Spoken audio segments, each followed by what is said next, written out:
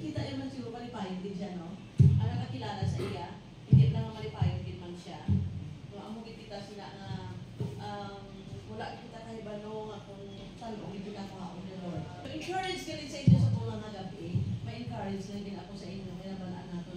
Dapat nga reminder ng Ninos, no? Hindi man gid nga tama gid ka format, hindi reminder gid kung ano gid karami ang Ginoo naton, no? That we have a very, very good God sa ating kabuhi. Amen? Amen. You know, so, mga parintis ninyo, sa mga church, wala din ang mga church na wala pa. Anyway, ang gagawin sa inyo na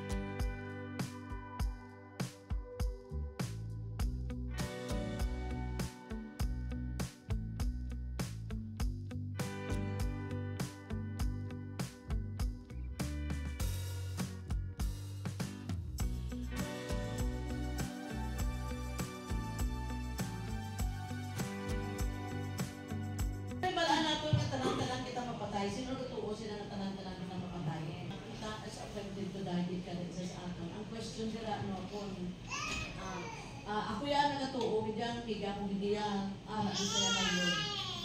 Nakita ko higa, the way iyang alive, makita ko din nga aralin siya ng Lord. So, tanawon natin ini, susubong nga gabi, that all of us are going to die. But hindi natin nahibalon kung saan o kita kuhaon. But, importante nga may balaan natin because this is not a permanent place sa aton. Ang permanent place natin is in heaven. Amugin na ang desires ng Ginoo that for God so loved the world that He gave His only begotten Son, that whosoever believes in Him shall not perish but have everlasting life. There is no other way, no, na makakadto kita sa Diyos na Amay, kulit by Jesus Christ. So dapat naintindihan natin, may kalabanan sa ato, no? Kadako kita mga religion, mga kung ano, whatever it is, God still love us, no matter what your religion is. Pero tanawan natin nga ang kada isa sa atong palangga ay kita sa Ginoo. But there is some ari diri sa Bible, ang hambal sa Bible, my people are destroyed. Not because of kapigaduhon, not because of masakit, but my people are destroyed because of a lack of knowledge of the Word of God. Dapat amuni ang manual sa atong kabuhi. Dapat amugin ni ang atong nga basihan sa atong kabuhi. Kaya kadamo sa nagahambal sa aton, kadamo sa nagapamati-bati sa amon. Kung mapatay ka, wala na natuan. Kung mapatay ka, wala na tsansa. That's over. So diri sa Bible ya, ang ginhambal ya, to be absent from the body is to be present with the Lord. So kadamo sa mga lies of the devil nga abi naton insakto, pero wala hindi gali. So, para mabalaan natin ang kamaturan, ari gidi sa Biblia. So, ako na i-share this gabi sa inyo that, sa primero, 3 points na lang iwan para ano po lang din. Nga number 1 is all of us is going to die. So, ang nisubong nga gabi, ma-share kita sa kabuhi ni Sister Vilma, no, masubuan kita, siyempre, masubok kita, no, pero may ara kita nga pag-asa. Nahinabalanan natin na ang body na, no, na hindi nag-target magkasubo. Even though it's not bad nga magkasubo kita because we miss her, but at the end of the day, makita ay kita. Amen? So makita ay kita. So, kung sa ano kabudlay, no, nga mag-tuo sina, but subo nga gabi, encourage ko na mas maayo gid nga maintindihan gid naton kung mapatay kita diin kita makadto. Ecclesiastes 7:2. Kung may Bible ka pala, pwede man ka maka-address sa inyong Bible. No? Kay kalabanan, it's very important. Tandaan nato nga, wala sing purgatorio. Kalabanan sa aton, masiling may purgatorio, wala purgatorio. Once we die, hindi na kita pagpataas natin, makadto pag kita that we have to be right with God no more. And then, as long as we are in this earth, may chansan kita sa pag-repent sa atong mga kasalanan. But once we die, judgment o dayon. Ha? Sini sa Ecclesiastes 7:2, ginahambal niya dere. Ecclesiastes 7:2. It is better to go to a house of mourning than to go to a house of feasting. For death is the destiny of every man. Kada isa sa aton, ang destinasyon nato na mapatay kita. The living should take this to heart. Dapat seryosohon gid nato that it is better to go to a house of mourning than to go to the house of feasting. For death is the destiny of every person. The living should take this heart. Ang buod silingon, God says it's better to go to a funeral than to a party. Ang ilang balya. It's better to be in the cemetery sa ada pa ibang mga damo, mga kasadyahan ng iban. So, among tatlo ka reason, no? The first na reason is we have to celebrate the life of Sister Vilma. Amen? Na-celebrate din natin na iyang life. Ginapa, kita ko nung ngayon, hindi siya subong. Yung babae, nakita nyo hindi kada every time wala din siya kusmud, pinagmigil siya ng room. Amen? So, na-miss ko ang iyang room. Amen? So, sad kita, but we also have to remember her uniqueness. No? Kung ano siya na namin na babae. So, ang siling ko because of all of us will die, makita na natin sa Bible. No? Sa Hebrews 9:27, that man is appointed to die once, then judgment. Kung judgment na, dira natin mabalaan kung ano gin ang matuto o dira, no? Sa kaisa lang yun, then we are to face judgment natin. So, kinahanglan natin na mabalaan gin. Duha lang kalagduan natin, pili kang wife time. Wala sing, it's a spiritual law na wala kita ginimo sa Ginoo nga lugot. May ara kita nga choice. So, ang dapat natin na choice, ano ato na buhaton? For the believers, for the Christians, kabalaan natin kung di kita magadto. For the unbelievers, mabalaan nila na kung di sila magadto. I don't think kabalaan nila kung di sila magadto. No, that's why, pag-gustuhanay lang, because they don't know. They don't know, abin nila kung ano lang. But we have to take seriously sa atong kabuhit din sa kalibutan. That's why we don't have to judge, but we are here as representative of Jesus Christ. I-share din natin ang love of Christ sa tanang na wala pa nakilala. For the unbelievers, kinahanglan natin because Jesus came to save the lost. Wala siya nagkadto to save the righteous. So, kinahanglan, ready gid kita. No, medyo mabudlay, no, ma-miss natin siya to let her go. But importante gid nga ma-realize gid natin that life on earth is only temporary. So, importante gid ang nabalaan natin. Kaga, also, we have to take our life sa subong ang message din, hindi para kay Sister Vilma. Ang message is for our own lives. Nga dapat, i-ano natin, tanaw natin ang aton na life subong kung ano ang aton na dapat himuon, no? Nga, am I ready to die? Ang palatupad mo, are you ready to die? Ang gani, hindi nakabugtaw. No? Ang iban gani, nakadto sa ospital, makabulong, iban hindi nakabalik because wala na.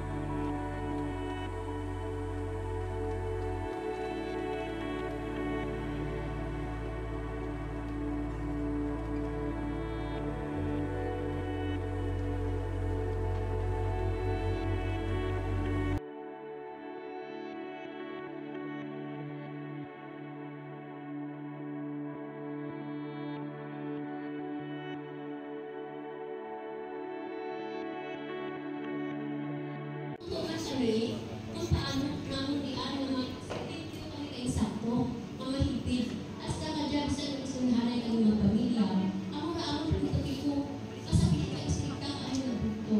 Nagamit ng dyan lesson kami na nabuhol. Ako na naman kang kaisa ang ako na agyan, hindi kita naman gawa, kaya anti istrikta. Sa akong tanga part, nalipatan ko to. Ang i-focus ko kung paano ako hindi na kamagurang sa Ginoo.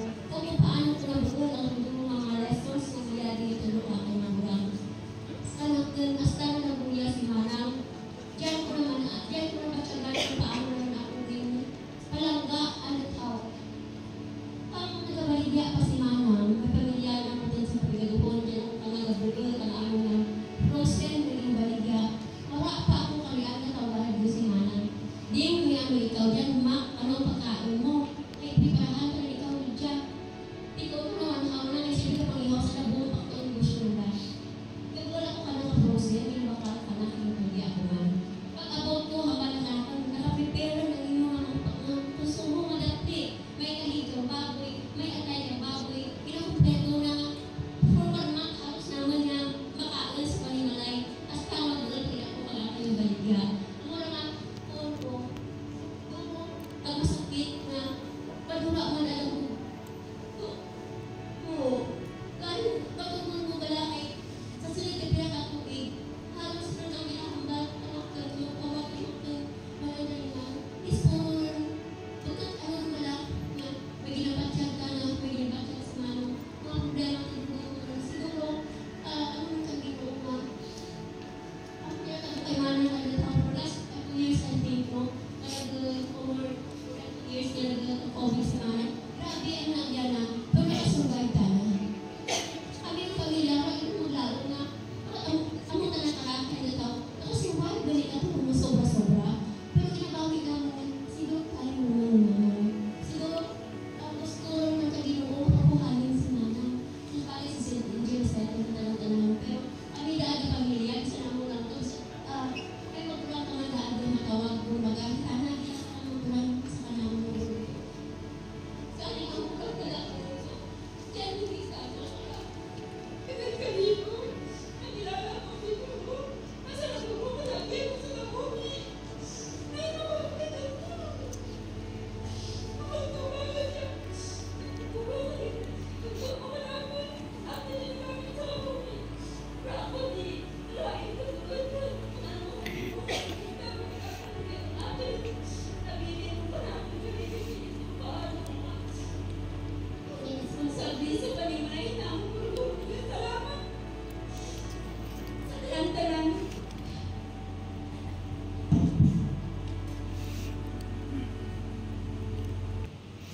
Thank you, Sister Wilma. And now let's hear from her beloved daughter, whom we all know, or who we all call Angie. Wala ko kayo. 26 na ako. Pero bisa lang mo na nikad ko yung baby mo ko yung chapel mo. Si Mama, very masikaso sa sunod sa pagmalay. To the point niya, isa may ginabatsyag na siya. Pag-utaw sa kanya, luto na yung pagkaon na sa buwis. Nakaon na. Si Mama, siguro, hindi ko siya wala sa certain word na na-describe ko siya. Pero sa malaan ko, si Mama, tama ka. Grabe ang pagtuon na sa Ginoo. Grabe ang faith niya. Tama siya ka-prayerful to the point na bisa wala-wala na. Nakamuyo lang siya kung after pinaka-hours, natawag na siya sa akin. Gayuhong na. Naging sabat na sa nila ang mga huli. Since ako lang isa, nung ako ay ibang mga utod, si Mama, prado pa lang niya, nagpaan na siya sa plano sa St. Peter, yung bayaran niya na ang hitutaan nito sa farm. years ago, nakaplastar ng bayong niya. Nambala niya ang nagda. Mapatay man ko, amo niya ang ipasuksok mo sa akin. Kasi pinapapa ko rin mga kapin niya. Halos kada bulan, bilinan niya kapag gaari na mga papilis, ito lang nga, hindi ko pinapagtago, pangpahalo. Ganun si mama niya. Kung siya nga kilala ko so far, nagadali din niya mapatay. Hinaa, nadali na siya magbalik sa tatay niya to sa papa. Mabala siya na kakapoy. Tuon niya, gabutaw siya adlaw-adlaw. Pero ang mga sakit pa lang yung kapamatsyan niya. Mabala siya na sabi niya na kung nakapapahuwan. Yung maalat, kaya naman lang kung may mo lagi na may kilo halos pa. Sige-sige yan na pa-remind sa inyo, ano na. Pero bilig na tapos yung mama ng mission niya sa luta. Kami malaga ninaulit na niya si Papa Abin, ako, na angabal niya, gusto niya niya mapastan kami before siya pa-ulit. Isa lang hindi kabutang, wala akong mamana kay mama, makuha. Ang kaisog niya. Kaisog niya ang pagkababae niya. Wala akong kabalo kung sa lubog niya sa mga saukilyo. Kabay pa nga sa pagkaliwan ni mama na huwag ko man ang pagsasabi niya, ang pagka-uti niya sa sunod sa pangwalay, pagkanamit niya magluto. Kasi ang pagkamayo niya ng mama, may pang-apply ko man sa apo niya, kaya Mara,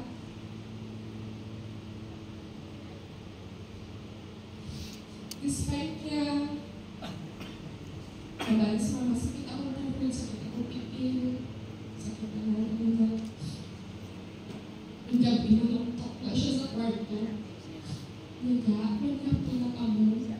Dahil ano si Bibi, ako nabantay, ako nagpapag. So, grabe, hindi ko matapos. Hindi naman matapos kung ano ang kalako ang pagpalangga ni mama sa amo. Subo, kay kami naman ang lalaan sa balay. Mabagal sa kanya ko. Wala man si mama physically, hindi naman siya nakaupot. Pero ang iya napapalaga, nagpapabilin sa sunod sa mga namin. Magbala kay Papa, magbala kay Mama. I know she's in good hands na. Walang prayer ko sa amo niya nabilin niya. Ito yan naman kami chapel. Sana hanggang sa tanan. So, thank you, dear. Thank you din sa 26 years na nag-usapon.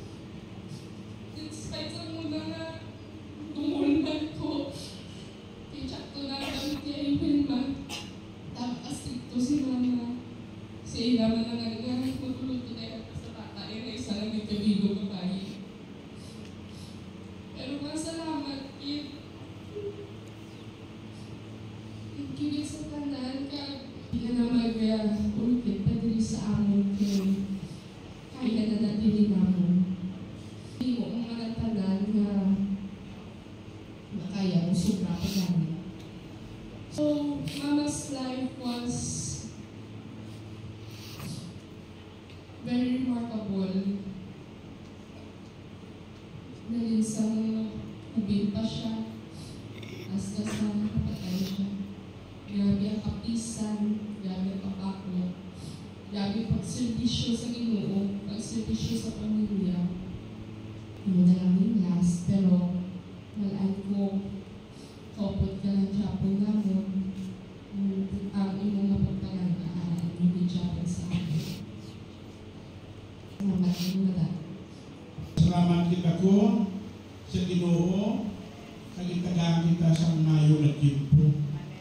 nga wala sa ulan. So, inita na pagi sa Ginoo sa aton nga kailangan pa sa mayo na timpo. Kag una sa tanan, napasalamatan ko ang akong mga bayaw, narigli ng unong sa kalisod, ang akong pamilya, akong bayaw, akong magulang, kay akong bata, kasi tayo doktora, maninoy ko Pastor Fernandez, kasi maninay ko, napasalamatan ko ang ilang presensya sa pag-unong sa aming kalisod, tumumang kay Pastora, pinapasalamatan ko si Pastor Rex, kaya ang iba't pang neighbor ko, si Sis Arlene. Ngayon, pinapasalamatan ko ang ilang pag-unong sa aming kalisod. Ilabi na sa akong duha ka bayaw na wala nakaabot, halot atrasado na. So, ang ilang mga pag-unong sa amon, sa asawa ko, pag-suporta nila sa pinansyal, nagabulig dito ako sa amon. Okay. Ang akong asawa, wala din ako sa problema kay perte kapisan, perte kay strikta. Una na sa mabukaw, nagapanglaban na siya, nagapanilig na siya, nagaluto na siya, kag-arat na sa lamisa. Kung sino ang una mga bukaw, pwede nung kaon. Amo na siya kapisan. Ang pagparangga sa akon, do hindi ko ma-explicar sa inyo. No. Amo na siya pagparangga sa akon. So amo na ako parangga ako ng akong asawa. Pati sa akong bulong, sabi ko hindi na ako mag-inom bulong, kaya gamayo naman ko, hindi pwede. Inom ni siyang bulong kay amo ng inumin finance. So, wala ko mahimo, inom din ako sa bulong, kaya siya basi mauna ka pa sa akon. So kung isang wala na siya, ang akong bata, ako ang nagapikural sa akong bulong, 3 times a day, sa kadamong na may ara sa aka, nakasugarate na sa ukto, tapos panyaka, kaya may ara sa panyapon. Tapos na, amo na ang akong bulong na ginainom, amo na ang gintilin sa iya, ni mama iya na ipanon mo si papa mo kung wala ako. Tapos nagbuno pa siya sa akin, hindi ko mauna, huwag yung mahuhay. Paano ka na lang? Hindi ka kabalo sa mga bulong mo? Eh, siyempre, wala na may maparangga sa ako. Wala na si Vilma. Sa sunod siya naman, panimalay, wala ako yung problema. Sa biste ko, sa akong pagkaon, sa akong bulong, sa talan-talan, wala akong problema. Amo na si Vilma, maayo nga asawa. So, ang damong nga salamat, may mga kasalanan, nga rin ang unong sa among kalisod. Madamong nga salamat.